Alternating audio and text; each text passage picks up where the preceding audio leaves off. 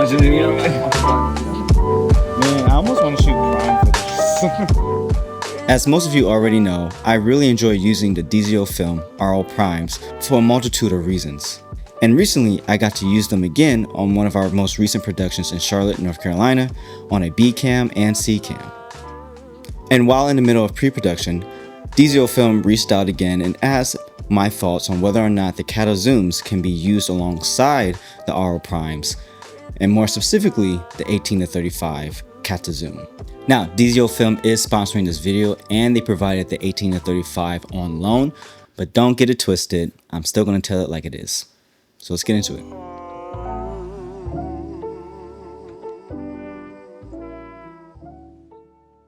The study crew and I were hired to create these testimonial vignettes for a health company. Niles and Taylor mainly directed, I was the lead DP and Caleb was my second op. Our main A and B cameras were the Alexa Mini LFs with my favorite zoom lenses, the Ingenue EZ 22-60 and the 45-135. The C camera was the Blackmagic 6K full frame paired with the Arles and the Catta zooms when appropriate. Now, the first location was a grocery store. We had several cart shots in mind and some high angle frames as well. So I kept those shots strictly to the 6K full frame, stripped down and paired with the RL 21mm. And what a beautiful combination that is. Just like I mentioned in my other review of the Arles, the 21 is one of my favorite focal lengths.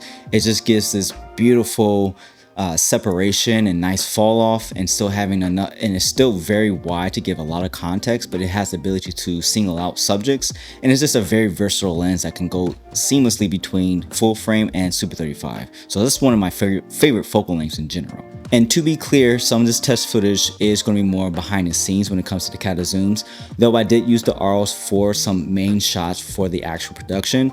Since we are already using the EZ zooms, I did not feel it necessary to switch out the Catta zooms in the middle of production for the sake of this video, but I did what I could to show you some footage and how it compares in the environments that we created for the shoot in itself. Yeah.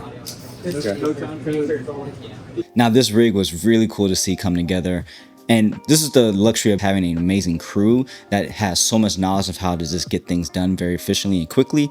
And I say, hey, these are the angles that we want for this cart underneath so we can see both wheels. I think that worked out great. And then just a low angle so you can see a little bit of the cart as well as the talent and frame as she was kind of getting different ingredients and putting it into the basket.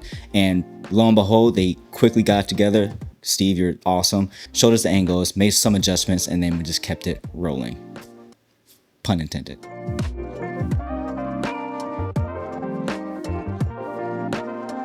Now, believe me or not, the first time this question kind of popped up in my mind was actually because of my buddy Trey. You guys have seen him on the channel before, and he's an owner of the DZO Catta zooms. I believe he has the 35-80. I actually had to fix that for him because of a little incident that happened.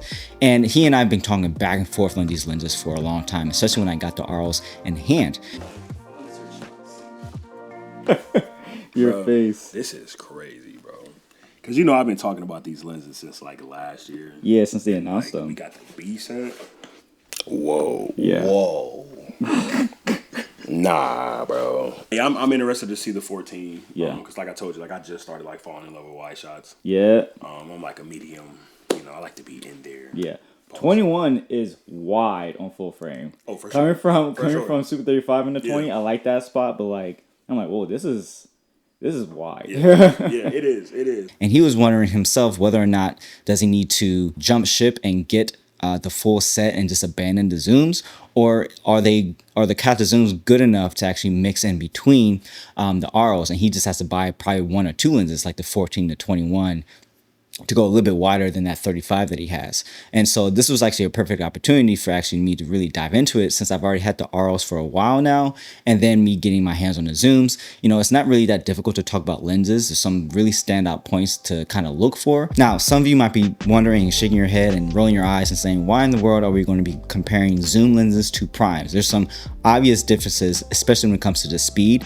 The Catta zooms are at T2.9, and the Arles open up to a fast T1.4. And yes, while that is true, again, This is not new in the space. There's always been a mixture of zooms and primes and any and all sets. So this is very typical to happen, especially if you need one particular lens for coverage, and then you're going to supplement it with primes, or you're going to go in for your, your hero shots, or this, that, and the other. It's a multitude of mixing and matching for the shot that you want and the look that you want. And so it's good to know how to compare zooms and primes together to see what you're looking for as you are growing in this space, as I am and as I'm learning, because I love optics. And so having more knowledge about optics is going to be really helpful down the line. So that being said, the faster T-stops, I will be stopping down the Arles to a T2.8 to match closer to the T2.9 that the Catta zooms are offering. And so I will make sure to label that as you're looking through this video, so it could be fair game throughout. We are at camera prep, right? Yeah. I'm like looking around like, what's it called? What's it called? We're basically in the, once you're working with some big rigs, you want to see the cameras before, make sure they're happy, put all the pieces together, you build the puzzle, so you're not doing that necessarily. But we shoot tomorrow, so yeah, it's like getting familiar with your tools that you're going to use for the job. Every job's different depending on which camera you're going to get, which lens setup, how you're going to monitor works, rig it, talk about codecs and stuff. I love that. I always put you on camera for this stuff. Oh, okay. It's like they're regular.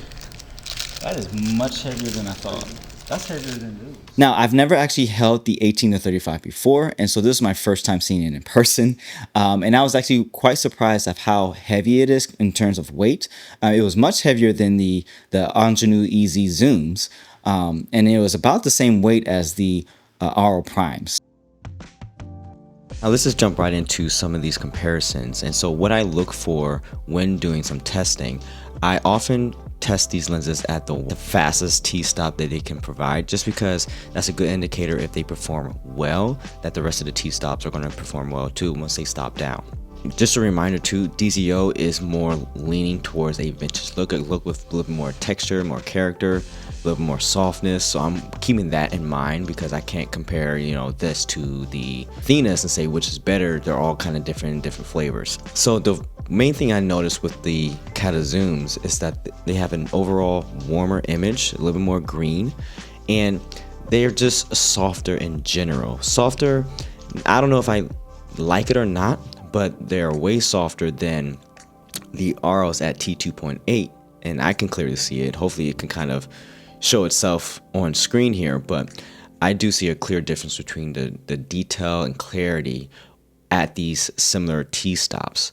And that's how it is throughout the range from 18 to 35 on the Catta zoom. The fall off, it gets a little bit more mushy for me. It's not as a smooth fall off, a smooth rendering like the Arles are. Now when moving on to the bokeh, this is a very interesting one too, because these both have 16 bladed apertures. But one thing I noticed is that how the background renders slightly different as well. The Catta zooms have a more of an onion layer, so a hard edge and a soft center, while the Arles have a much more softer haloing, which attributes to how it, how the roll off is in the out of focus areas. So not a huge deal breaker. It's not like a hexagon versus a round circle, but there's something to still also point out. Yeah. See my all my. I see your redness. My redness? What's that mean? Let me guess, by looking at your iris, you are at 3.5? 2.8. Yeah, you're around the ballpark. You didn't say wide open. You love 2.8. Looking at this side by side, it's pretty much like under a microscope, and this is going to be not always a situation you're going to be in, but this is good for you to kind of see what I'm seeing, because in the grand scheme of things, if you put this in a filming setting, you're probably not going to see, depending how long the takes are and you're cutting between things and you have various T-stops, you're not going to really notice the difference, in my opinion. And I think that's good to know. There is going to be some matching you have to do in post, but all that being said, you can take this, run with it, mix it in with some primes. This probably looks much more closer to the Vespids, in my opinion. The Vespids and the Catta zooms will probably be a better match. But if you have to, you need to use this, like you can, if you're skillful, you can work You can massage this to where you need it, and know some of these things that I'm calling out right now with the warmness and this, that, and the other. So I feel like I'm rambling, but that's what I see. Let me know what you guys think in the comments below. Let me know if this was helpful in any way. And yeah, I catch you guys on the next video. See ya.